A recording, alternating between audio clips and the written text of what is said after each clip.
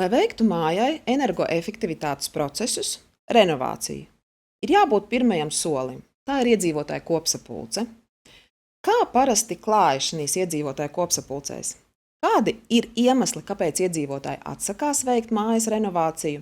Kādi ir argumenti, uz kuriem viņi piekrīt un saka, jā, mēs esam gatavi rīkoties?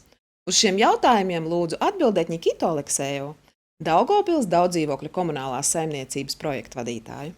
Tie cilvēki, kuriem rūp viņu māja, viņi nāk uz visām sapulcēm, viņi klausās, viņi kaut ko piefiksē, viņi pēc tam mums zvana, prasa kaut kādu papildus informāciju, kaut kādus tehniskus dokumentus, bet par to, ka viņi ir par, viņi klusē. Viņi uzskata, es esmu par, priekš kā man skaļi par to teikt. Vienlaikus tie, kas ir pret, viņus ir dzirdams ļoti labi. Viņi kliedz par to, ka jūs visi gribat nozagt naudu, mums nav naudas maksāt, viss māja sabruks pēc renovācijas, jūs visi esat ieinteresēti, mēs esam ieinteresēti, lai dzīvojamies fonds Daugavpilī uzlabotas. Tas ir vienīgais aspekts, kur mēs esam ieinteresēti. Bet iedzīvotāji uzskata, ka kāds atnāks viņu vietā, uzlabos viņu māju, vai māja sabruks, uzbūvēs jaunu māju, bet diemžēl tādu piemēru nav. Es vēl atceros, kad bija kaut kādu māju būvniecība mana bērnībā. Mani bērni nav redzējuši pacelāju Daugavpilī, lai būvētu kaut ko jaunu. Ir veiktas renovācijas ar, es teiktu, maigi ne to labāku piemēru, kā tas bija veikta. Un no turienes radas bāžas par to, ka, ja es veikšu renovāciju, man uzreiz būs māja sliktā stāvoklī, man jāmaksā liels kredīts, kuru es nepavilkšu, un parādīsies pelējums.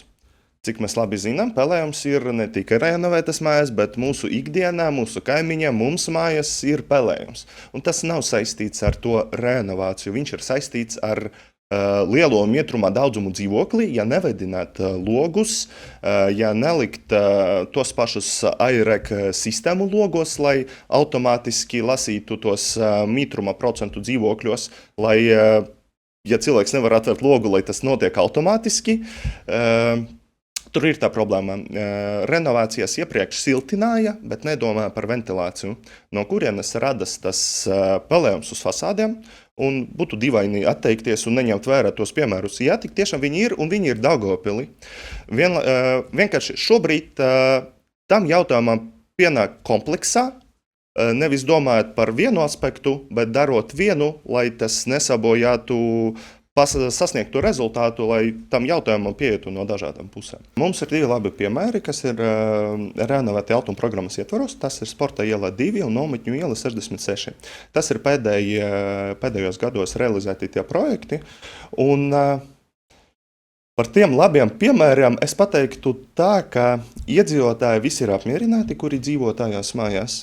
Vienlaikus, kad lūdzu viņus atnākt uz sapulci un pastāstīt par to, ka jūs dzīvojat renovēta mājā, atnāciet, parādiet savus rēķinus, izstāstiet, kā jums palielinājis tas komforta sajūtā jūsu dzīvoklī.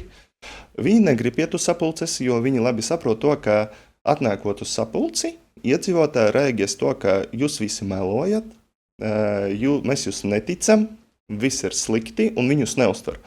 Kurš cilvēks brīvprātīgi sabojāt savu noskaņojumu? Diez vai. Un tur ir arī tā problēma, kad mēs rīkojam daudzdzīvokļu māju iedzīvotāju sapulces. Tie, kas ir par renovāciju, viņi klusē.